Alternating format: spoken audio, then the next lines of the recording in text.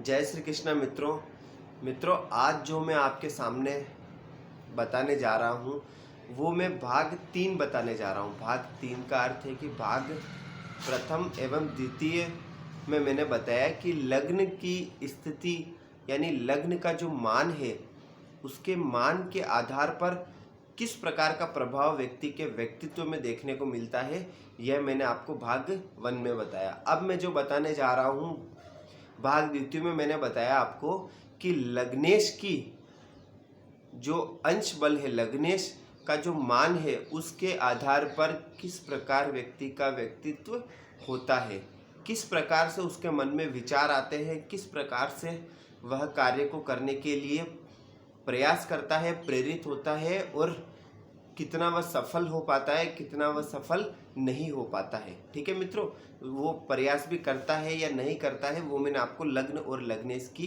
अंश बल की स्थिति के आधार पर बता दिया। अब जो मैं बताने जा रहा हूँ वो बताने जा रहा हूँ कि लग्नेश की स्थिति यानी हमारा जो शीर्षक है वो आप देखिए, लग्नेश की स्थिति। यानी अब मैं आपको देखो सिर्फ मूल बातें बता रहा हूँ कि वास्तव में जन्म कुंडली, जब कोई ज्योतिषी जन्म कुंडली देखते हैं तो वह किस प्रकार से जन्म कुंडली को देखते हैं क्षमा चाहता हूँ आपसे, किस प्रकार से उस जन्म कुंडली के मूल में जाने का प्रयास करते हैं और मूल में जाकर के किस प्रकार से वह फलादेश करते हैं, क्या क्या देखते हैं, कौन सी स्थिति देखते हैं, किस आधार पर व्यक्ति के जो व्यक्ति अपने मन में प्रश्न लेकर ज्योतिषी के समक्ष प्रस्तुत होता है, किस प्रकार से उनके प्रश्नों का हल, उनको उत्तर देने का प्रयास करते हैं जन्म कुंडली के आधार पर, अपने मन से नहीं। ठीक है मित्रों, तो वो मैं आपको बताता हूँ। अब जो मैं बताने जा रहा हूँ वो है लग्नेश की स्थिति। आपको अगर वीडियो अच्छा लगे तो आप, वैसे कहना उचित नहीं है लेकिन कह देता हूँ कि लाइक सब्सक्राइब आप कर लीजिए तो अच्छा रहेगा, और नहीं भी करोगे तो भी कोई समस्या नहीं है, आपके ज्ञान में कोई कमी नहीं रहनी चाहिए, यही हमारा मूल उद्देश्य है। ठीक है मित्रों, तो मैं जो आपको बता रहा था कि जो जन्म कुंडली में लग्नेश की जो स्थिति है उस आधार पर व्यक्ति के व्यक्तित्व का निर्धारण होता है। किस प्रकार से होता है मैं आपको बताता हूँ। मान लीजिए कि आपकी जन्म कुंडली में, जैसे मैं आपको बता देता हूँ कि मान लीजिए कि आपकी जन्म कुंडली में यहाँ पर जैसे उदाहरण के लिए काल पुरुष की कुंडली है। अब काल पुरुष की कुंडली में मान लीजिए कि मेष राशि से प्रारंभ होती है। अब मान लीजिए कि मेष राशि का जो स्वामी है यानी लग्नेश जो है, ठीक है, आपका लग्नेश जो है वो लग्नेश मान लीजिए कि तृतीय भाव में क्षमा चाहता हूँ, तृतीय भाव में जाकर के बैठ गया। तो ये क्या कहना चाहता है, यह कहना चाहता है कि आपका जो जीवन है, आपके जो जीवन का जो उद्देश्य है, जो भी आपकी आकांक्षाएं हैं, जो भी आपकी इच्छाएं हैं, जो भी आप चाहते हैं अपने जीवन में, वह सब कुछ पूर्ण होगा। कैसे पूर्ण होगा? केवल और केवल आपके पुरुषार्थ से, केवल और केवल आपके पराक्रम से। क्यों? क्योंकि आपका लग्नेश यह दर्शा रहा है, मान लीजिए यहाँ पर 1 लिखा है और 1 का जो लग्नेश यानी मंगल वो यहाँ जाकर बैठ गया।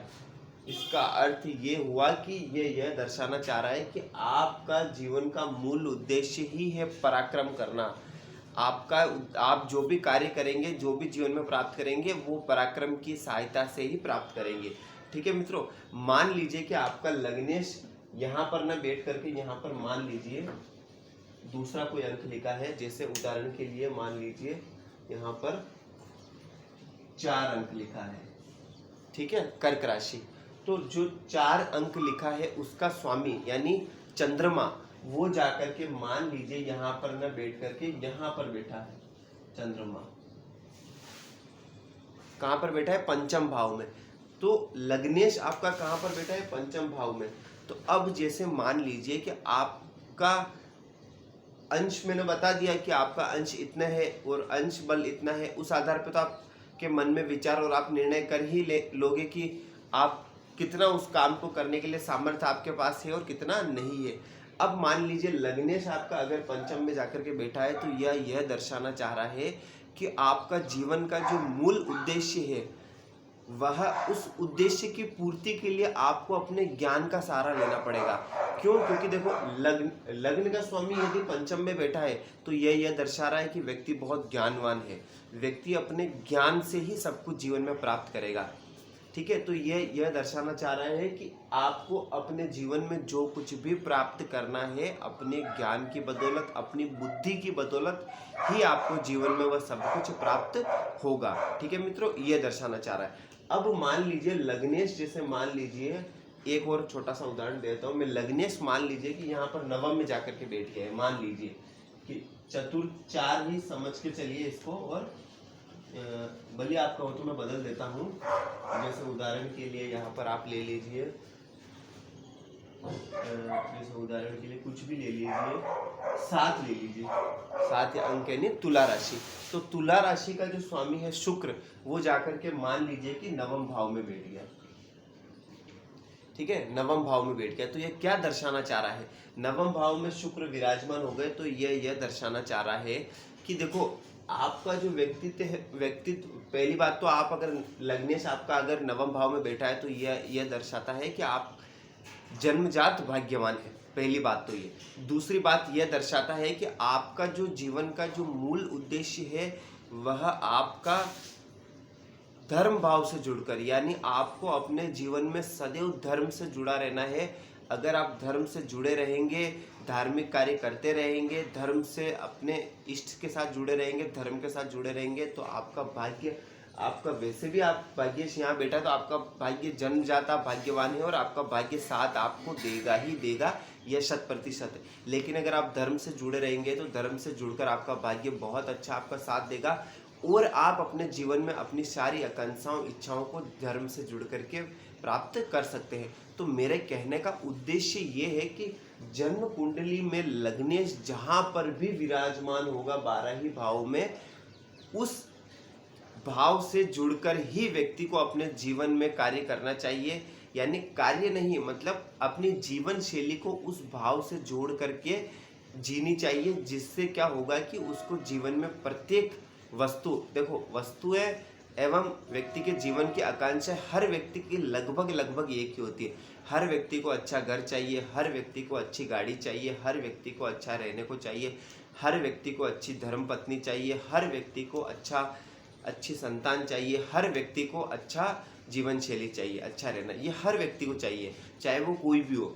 एक ऑटो रिक्शा चलाने वाला भी यही सोचता है और एक छोटी सी दुकान चलाने वाला भी यही सोचता है, एक बड़ी फैक्ट्री चलाने वाला भी यही सोचता है और नौकरी करने वाला भी यही सोचता है। तो मेरे कहने का अर्थ ये है कि व्यक्ति का जीवन का उद्देश्य तो सेम है, हर व्यक्ति को चाहिए तो यही, लेकिन उसको मिलेगा कैसे, वो आप अपनी जन्म कुंडली उठाइए। ज्योतिषी मैं यह बताना चाह रहा हूँ आपको कि ज्योतिषी क्या देख करके अगले को कहते हैं कि आप ये करिए, आप इससे जुड़े रहिए। वो यह देखते हैं कि लग्नेश किस भाव में बैठा है, व्यक्ति के किस अंश पर बैठा है वो तो मैंने बता दिया, लेकिन किस भाव में बैठा है। जिस भाव में व्यक्ति का लग्नेश बैठेगा उस भाव से जुड़ कर के व्यक्ति को अपने व्यक्तित्व को जीना पड़ेगा, तभी व्यक्ति अपने जीवन में सभी आकांक्षाओं की पूर्ति कर पाएगा। ठीक है मित्रों, दूसरा मैं एक चीज और बता दूं, सामान्य सा सूत्र है ज्योतिष का, आपको पता होगा, नहीं होगा तो मैं बता दूं कि लग्नेश जहां पर भी बैठता है 12 भाव में उस भाव की वृद्धि कर देता है। यह एक सामान्य सूत्र है।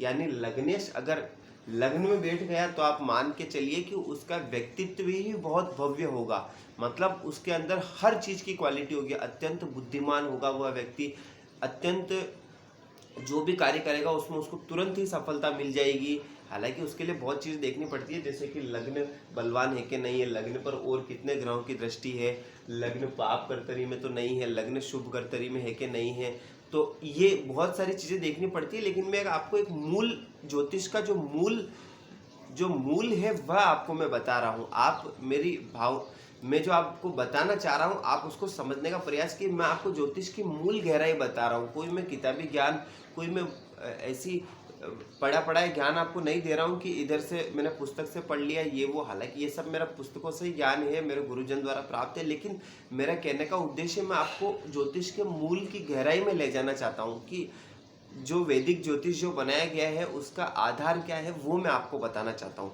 ठीक है मित्रों, अपने अनुभवों के आधार पर जो मैं लोगों की जन्म कुंडली अध्ययन करता हूँ, उस अनुभव के आधार पर जब मैं लोगों से मिलता हूँ, उनकी जन्म कुंडली अध्ययन करता हूँ, तो अपने अनुभव के आधार पर मैं ये सारी बातें आपको बता रहा हूँ। ठीक है मित्रों, तो मैं आपको क्या कह रहा था, मैं आपको ये कह रहा था कि लग्न जहां पर भी बैठेगा 12 भाव में उस भाव की वृद्धि कर देगा।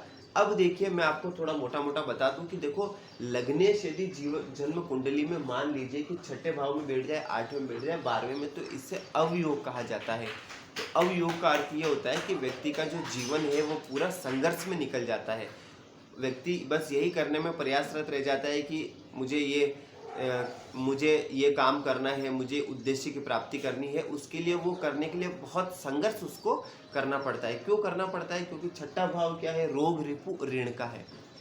8वां भाव किसका है? आयु का एवं मृत्यु का भाव है, गुप्त भाव है, रहस्यों का भाव है।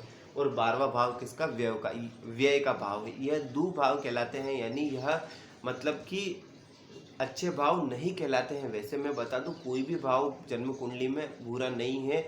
अगर यहाँ से ऋण का विचार किया जाता है तो यहीं से ही शत्रु पर विजय का विचार किया जाता है, अर्थात तो यहीं से ही व्यक्ति का कंपटीशन का विचार किया जाता है, प्रतियोगिता का विचार किया जाता है, तो यहाँ से मृत्यु का विचार किया जाता है, तो आयु का विचार भी यहीं से किया जाता है, रिसर्च का विचार भी यहीं से किया जाता है। तो ऐसा नहीं है कि ये भाव बुरे हैं, सब भाव 12 ही भाव अपने हिसाब से अच्छे हैं।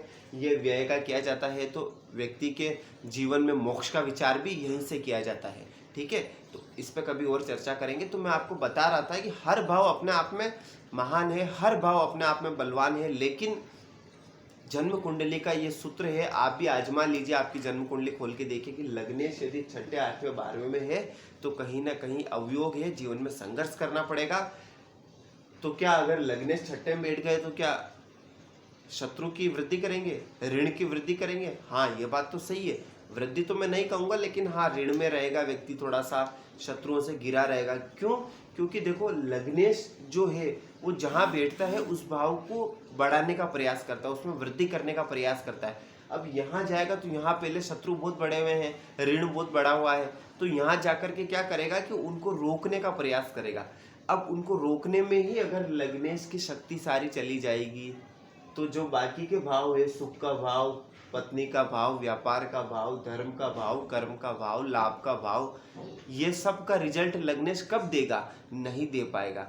तो वो अपनी सारी ऊर्जा यहाँ पर शत्रुओं को रोकने में, ऋण को रोकने में लगा देगा, तो वह रिजल्ट दूसरा नहीं दे पाएगा, और फलतः रिजल्ट नहीं देने के कारण कहीं न कहीं जन्म कुंडली को थोड़ी कमजोर कर देगा।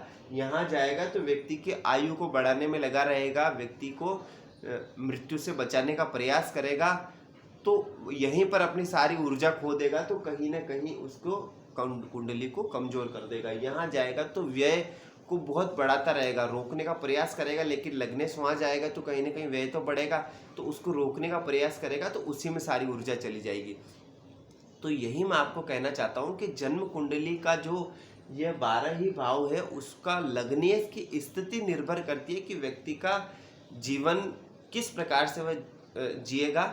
एक और छोटी सी बात मैं बता देता हूँ। देखो, लग्नेश यहाँ पर जो ये मैं आपको, ये विषय अलग है। अब मैं दूसरे विषय पर अगर चला जाऊँ तो उस पर फिर वापस मुझे 15 मिनट का एक वीडियो बनाना पड़ेगा, 10 मिनट का। एक लाइन में बता देता हूँ कि लग्न में जो राशि बैठी है आपकी, उससे व्यक्ति के व्यक्तित्व का निर्धारण होता है। जैसे मान लीजिए शुक्र राशि जैसे तुला राशि है, तो इसका ये अर्थ हुआ कि व्यक्ति थोड़ा हंसमुख स्वभाव का, मिलनसार होगा, व्यक्ति एक सामंजस्य वाली प्रवृत्ति का होगा, हर परिस्थिति में ढलने का प्रयास करने वाला होगा, और खुश मिजाज रहने वाला होगा, थोड़ा शौकीन प्रवृत्ति का होगा। क्यों? क्योंकि शुक्र की राशि है और शुक्र का काम ही भोग विलासिता। ठीक है, तो अब लग्नेश जहां पर जाकर के बैठेगा, मान लीजिए यहाँ पर बैठा है तो 7, 8, 9, 10, 11, 12, 1, 2, 3, यानी किसकी राशि में जाकर के बैठा है? मिथुन राशि, यानी बुध की राशि में।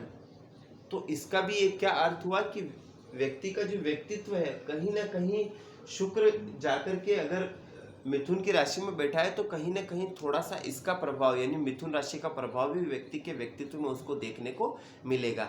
इस विषय पे हम कभी आगे चर्चा करेंगे। ये थोड़ा गंभीर विषय है और वो एक बड़ा विषय है, मैं इसको एक लाइन में नहीं बता सकता। तो मैंने आज जो लग्नेश की स्थिति बताने का प्रयास किया है, आप अपनी जन्म कुंडली खोलिए, देखिए, इसको समझने का प्रयास करिए।